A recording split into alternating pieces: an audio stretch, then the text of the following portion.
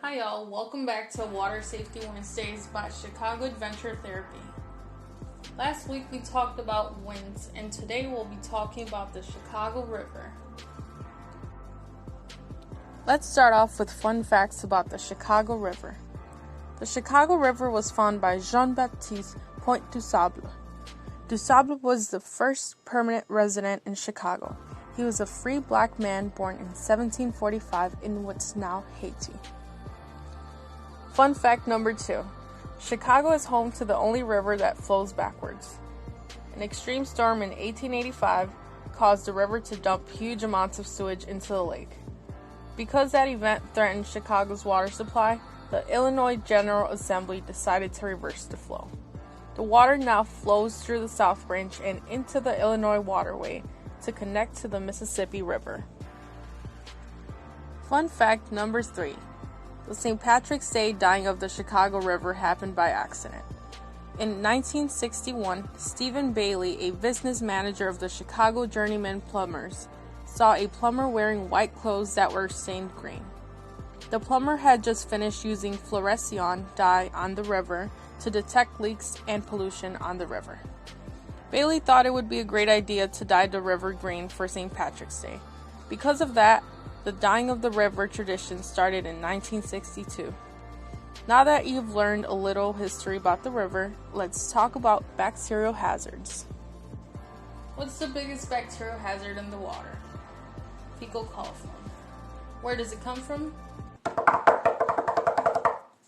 Poo. Ew, I know, right? Fecal coliform comes from fecal matter from humans, other warm-blooded mammals, and birds. Chicago has what we call a combined sewage system. Pipes that carry wastewater to a treatment facility also carry stormwater. When there's heavy rain, that water, as well as the water we use at home, can overwhelm the system. This causes an overflow, which makes sewage end up in the river. In extreme cases, it can even end up in Lake Michigan. But there are ways that we can prevent that. Ways to conserve water. Turn a rainy day into a lazy day. Think about skipping laundry. An average washer uses about 27 gallons of water. Also, try delaying doing dishes.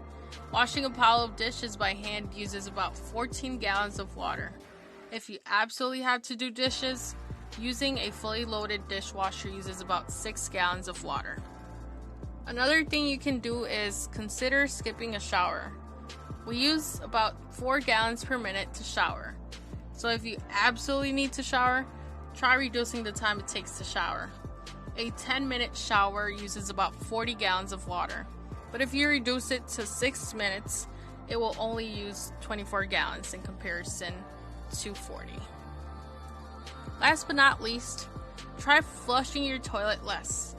Every time you flush, you waste about 1.6 gallons of water. Now that we talked about ways that we can keep the river from overflowing with sewage, let's move on to talking about how to protect yourself from bacterial hazards. Whatever you do, don't swim in the water.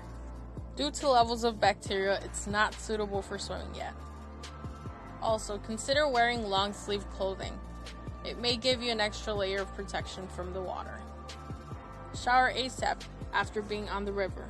The last thing you'd like to do is get sick because your skin was exposed to contaminated water for too long.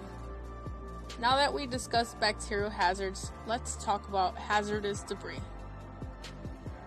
Debris in the water may cause foot entrapment. If you capsize, don't stand up or put your feet down in the water. The current can pull you under if your foot gets trapped. Float on the water and extend your arms and legs until you receive help from someone nearby. Now that we've talked about debris in the water, here are ways you can prevent debris from making it to the river. Try volunteering at one of these organizations to clean Chicago. If we clean the river enough, we may be able to eventually swim in it. While the Chicago River may not be suitable for swimming at this moment, I'll leave you with some safe and fun ways you can explore the river. You can walk along the river walk. You can kayak on the river. If you're not feeling energetic, don't worry. You can explore the Chicago River by taking a water taxi, or better yet, going on a boat tour. Thank you for watching.